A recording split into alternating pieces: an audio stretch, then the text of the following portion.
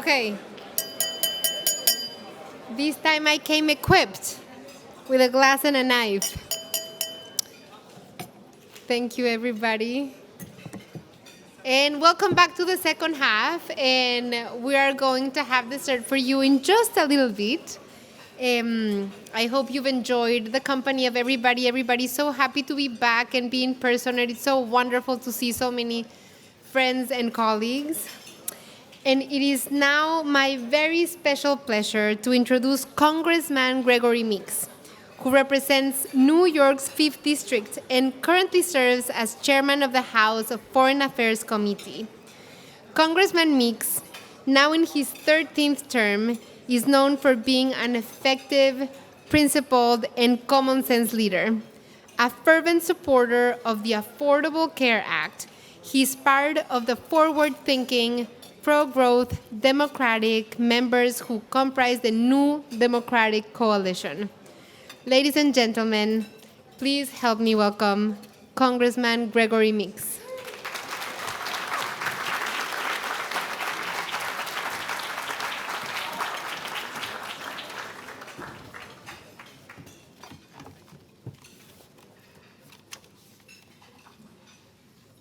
Good evening, everyone.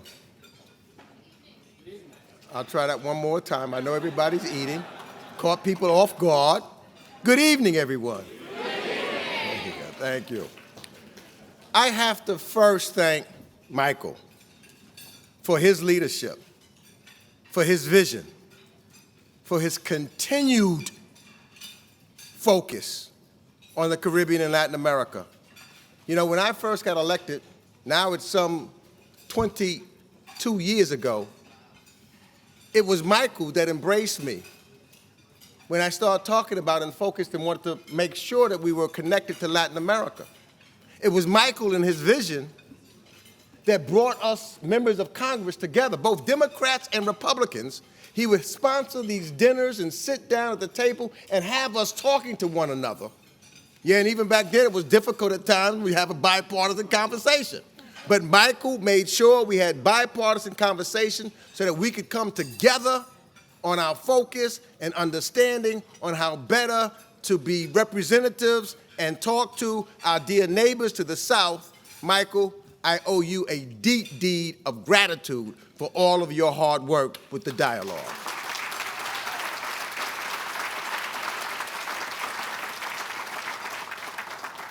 And to President Chinchilla and my friend, Ambassador Tom Shannon, I want to thank you for all of your work with the dialogue and for all that you've done and continue to do to make sure that we're close to our friends in Latin America and the Caribbean. And to all of the staff of the dialogue, I want to also thank you for putting together this grand night. I've seen so many friends. I'm not even going to try to call you all out, but so many friends that are here tonight. Thank you for your dedication to this great partnership. And I also, lastly, have to say, one of the best appointments that President Biden has made is a woman of passion and commitment to Latin America and the Caribbean. We talk to each other, you know, no matter what time of night something is up, she calls me, she's passionate. You could not have had a better keynote speaker than Administrator Samantha Power.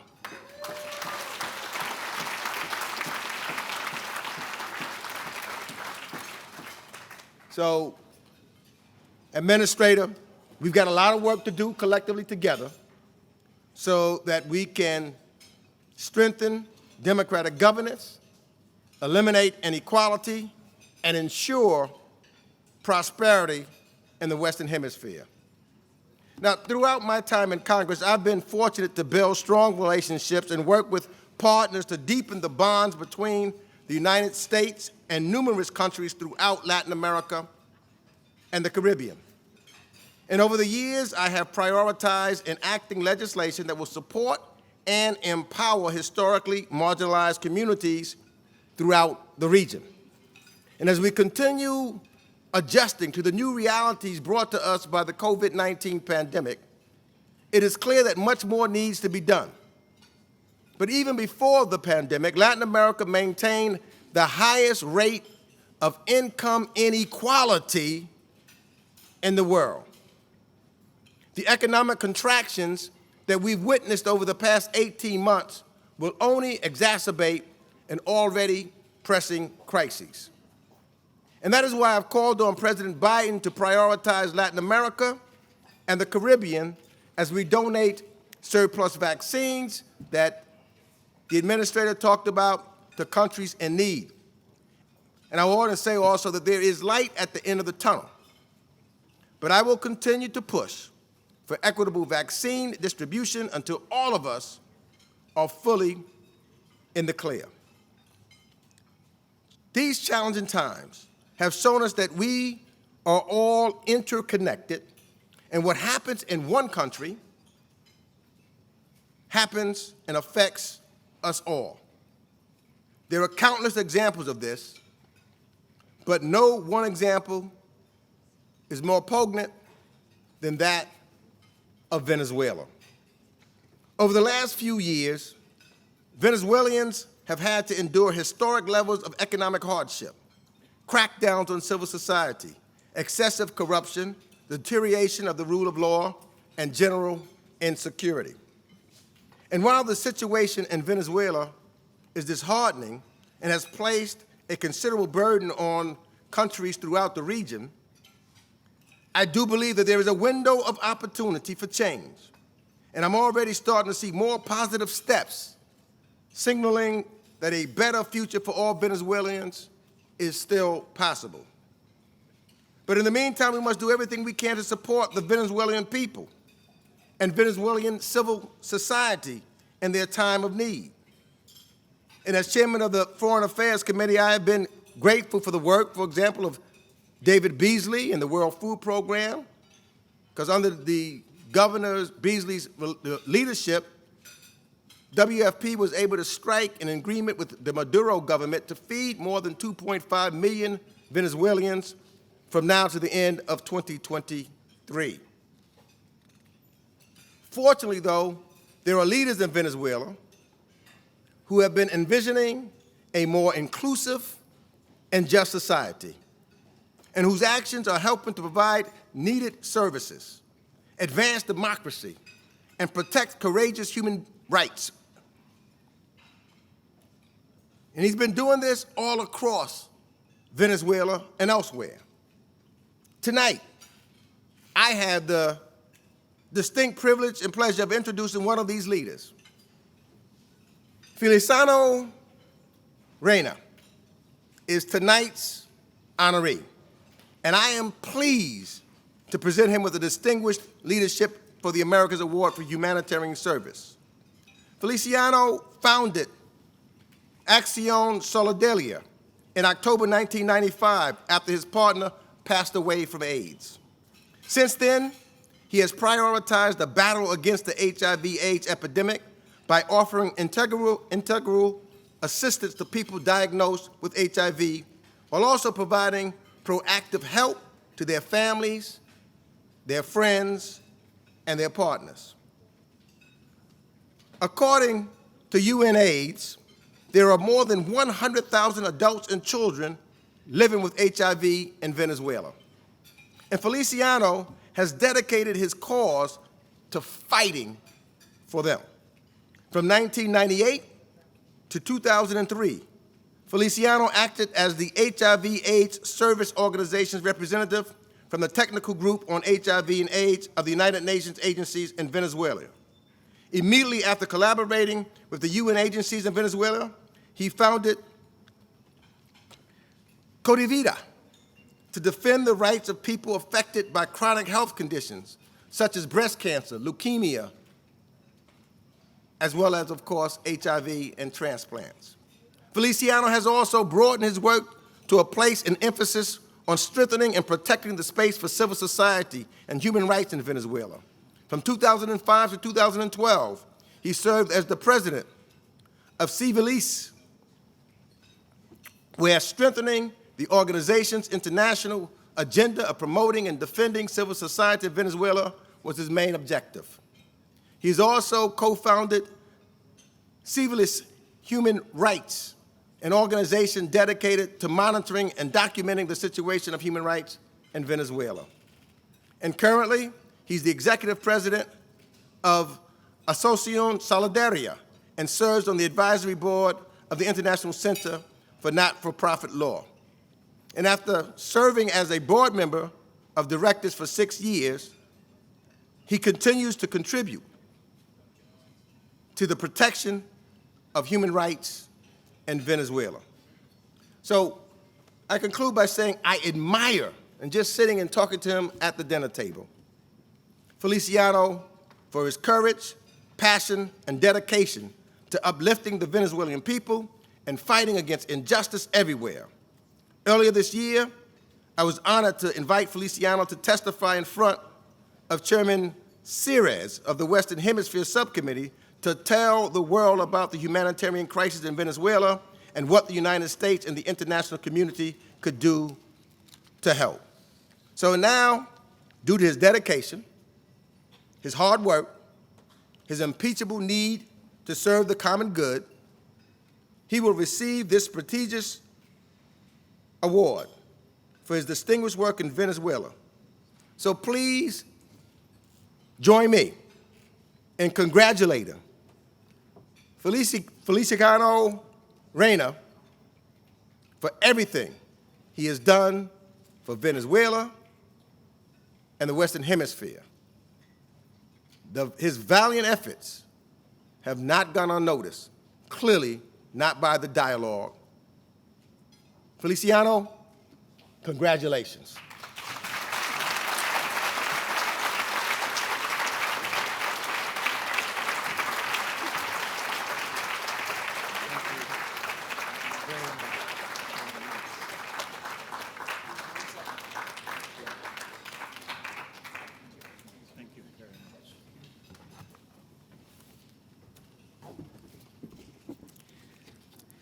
Buenas noches, muchas gracias. Thank you very much. I will not probably be as, as you are, Blanca, so communicative. I really enjoyed it. Thank you so much. And thanks everyone for this amazing opportunity. Congressman Meeks, Chairman Meeks, I am deeply honored to receive from you this award by the Inter-American Dialogue, which to me represents really a recognition of the efforts and commitment of hundreds of organizations with which I work in partnership in Venezuela and abroad in the humanitarian and the human rights field.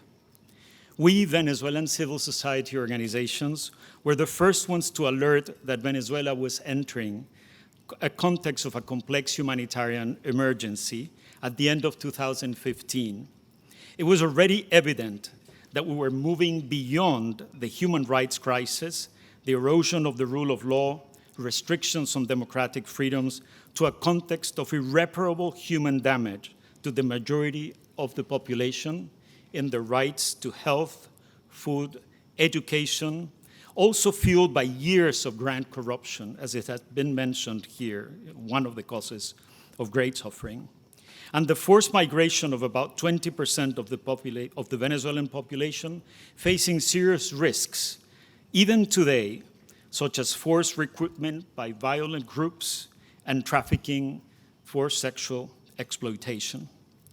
Years of previous human rights work, together with international colleagues, along with the rigorous work of international human rights systems, the reports of the Inter-American Commission on Human Rights. Thank you, Santiago Canton. You're here somewhere, I'm sure. You were the executive secretary of the commission during very difficult years. These were all early warnings of the slow path we were traveling from the political conflict and severe institutional weakening to the human rights crisis and finally to the harsh humanitarian situation. Now we must travel the opposite path, well aware that the root of the humanitarian emergency and the human rights crisis is political in nature. Resolving the political conflict will require time, likely years, and complex efforts. This is why, realizing this, in 2016, a significant number of human rights organizations had to reinvent ourselves to expand our capacities to assist the increasing numbers of Venezuelans in need. I would like to share with you some very general data on the dimensions of the humanitarian emergency in Venezuela, exacerbated by the coronavirus pandemic. Humanitarian data actually produced by civil society and academic efforts, given the opacity and lack of transparency regarding public information in Venezuela. 96% of our population lives burdened by insufficient income to cover their basic needs. Most have already exhausted their livelihoods just to feed themselves. 75% of our population suffers from regular power outages.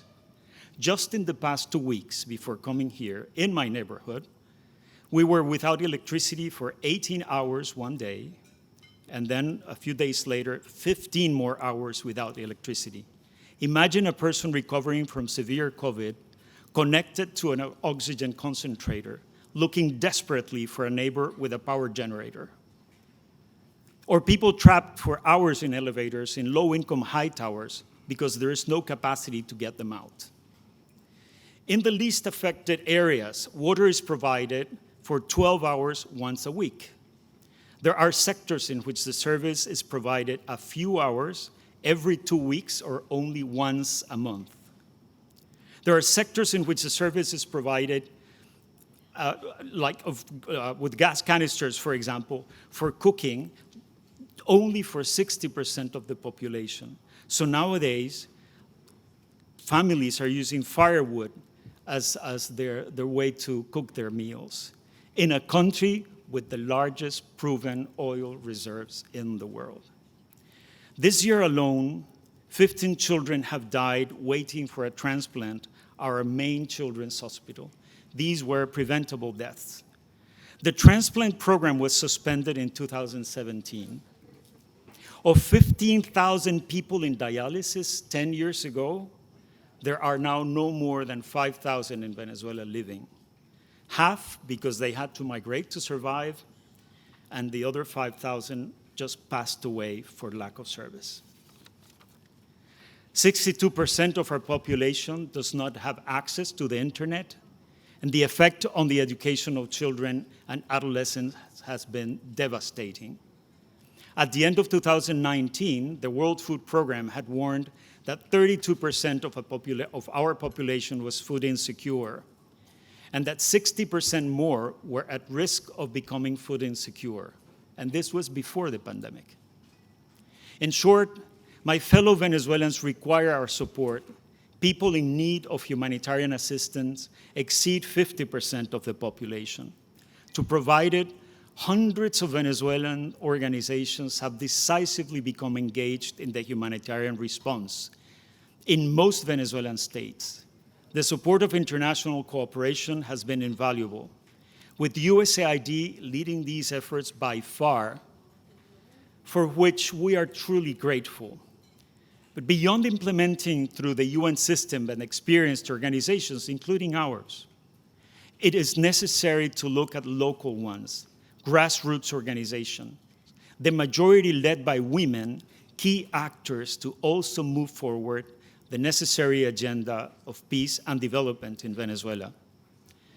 If the humanitarian emergency is the result of the political institutional crisis, there is no doubt that it has to be addressed if we want to have sustainable solutions leading back to a life of dignity. And such solutions will only be possible if they are democratic, peaceful, constitutional. Although it is frustrating to admit it, it will take time and will require flexibility, creativity, dialogue, and engagement with those in power today, responsible for the human rights crisis and the humanitarian emergency. Representative Meeks, Chairman Meeks, you have had dialogue with Mr. Maduro without concessions regarding abuses of power, but with a great sense of reality and responsibility, especially in the face of the suffering of the Venezuelan population. I encourage you and your colleagues to continue fostering the complex but necessary dialogue to aim at the solution of the situation of Venezuela. I also encourage all of us to keep working together in our different areas of influence and action, and taking advantage of the privilege to address you tonight, I would like to insist that in spite of so many difficulties and risks, there are opportunities to positively impact the lives of Venezuelans, both inside our country and in the many other countries to which they have been forced to migrate. It remains imperative for us to continue making visible what is happening in Venezuela, in all its complexity, to keep it present in the political and international cooperation agendas, in conversations with key actors who can influence the construction of responses and solutions to the humanitarian emergency, the human rights crisis, and the political conflict. In this regard, we have had the invaluable support of respected international organizations and institutions, and in this case, particularly of the Inter-American Dialogue. Reflections that have been taking place for several years, the creation of the Venezuela Working Group, chaired by President Laura Chinchilla and by Ambassador Donna Reyna, documentation, proposals for comprehensive solutions, they all have been invaluable to us when thinking also about our own role and contributions as Venezuelan civil society. So thank you for your leadership and your vision, Michael Shifter. Thank you so much to you, to your staff, to everyone at the Inter-American Dialogue, even though he's not now with the dialogue, but thank you, Michael Camilleri. That's why I looked for you over there. And particularly for including our voices as Venezuelan civil societies as key actors from the very beginning of our complex situation in human rights and in humanitarian aspects as well. Thank you so much.